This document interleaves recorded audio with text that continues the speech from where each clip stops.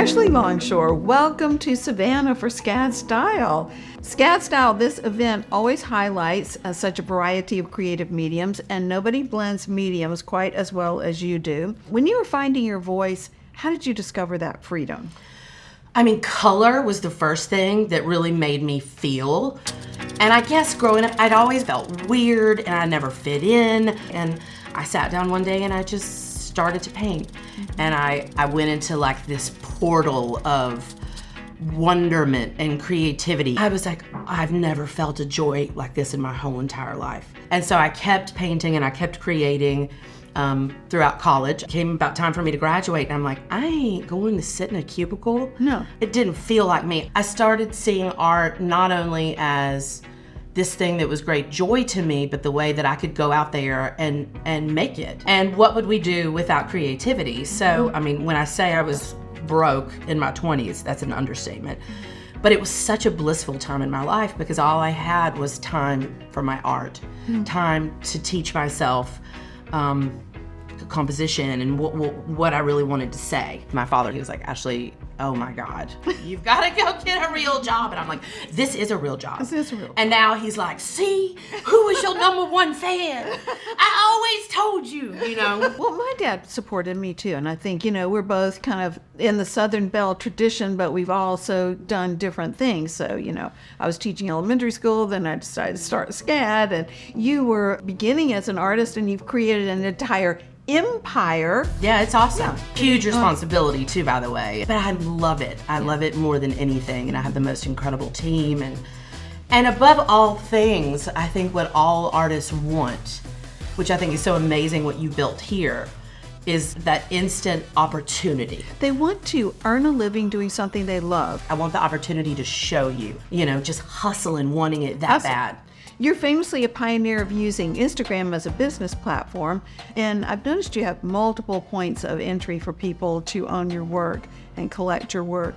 Well, I mean, look, when I first started, I wanted to collect art too. I wanted to be an art collector. I wanted my little nest to be a place that inspired me with the energy that I related to in the world. So I would go to any museum bookstore. I would go there and I would get like great art books. I would get little trinkets. And I thought at a certain point in my career, I was able to create these limited edition products. And it's a way for people to get a little Ashley Longshore as they continue to build up into being, you know, art collectors. And I really enjoyed that. I enjoy seeing my artwork on like a thing. I mean, look, when you're an artist, you could do things a million different ways. You make sculptures, you write books, you doodle on napkins, you know, everything is art. Yeah, it's all a manifestation from your mind and your ideas. How does your vision expand when working alongside other powerfully positive people? For me, I want to work with people who I learn from, and I want to be around enthusiastic, why not, joyful, gracious human beings. Yes. So I think, you know, when I've done these big collaborations, when I've decided to take on these projects, it's been about what am I learning from this $1 billion company? What about the Gucci project? So tell me about that. You know, here's the thing. When you're an artist and you start putting yourself out there, you never know what can happen in a day. You don't know. And I just got this email one day. Oh, Ashley, I'm so-and-so with Gucci. And I'm like, oh my. Oh my. So we have 9 Gucci walls all around the world, and we would love for you to do the one in London. And I'm like, oh. I can think about that. So I created all this artwork. They wanted like 3 designs. I did 30. Of course. You know, I did 30. Well, because I always just figured, well, you know, more is more. Yeah, I got the opportunity to do that. They chose one. They were like, it's going up. And I'm like, Daddy, to my stepmother, we're going to London. That first exhibition that you created for DBF, you had an inspirational avalanche of feminist portraiture. And then you said, well, painting each stroke, you learn more about each woman that you were showcasing. And many of them are included in your book, Roar, right here. Who were some of the women who surprised you the most as you were doing your research? Because I think maybe some people listening might not realize how much research an artist does. Yeah.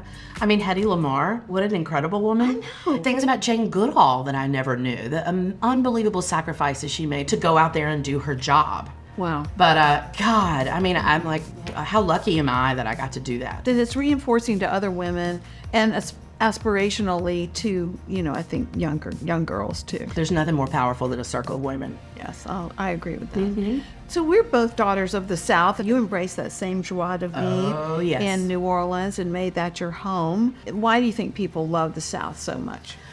Well, I think it's about enthusiasm and graciousness, which are my two favorite qualities in anybody. And I'm like, oh, thank you so much. I'm so happy that you're here. Yeah. Thank you. It's just... But we mean it too. You do, right? We mean it. Yeah. Yeah, we do mean it. What does authentic mean to you?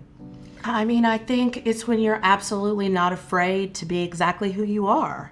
And I think that isn't about ego or being a narcissist. I think it's when you're really trying to live right. You do right as much as you can. I mean, nobody's perfect. And you're just unapologetically exactly who you think you're meant to be. Yeah. It's about... Two, I think, surrounding yourself with very good energy. You have to curate the bubble around you of supportive, loving people that you're showing that same love to. And if you do that, you can fail, you can succeed, you can do anything, and you'll just be able to have that energy that will keep pushing you forward. I agree. And the only way you're ever going to fail is if you quit. You lead with such positivity and really fireworks in everything that you do. And I think you and Scat are absolutely meant for one another.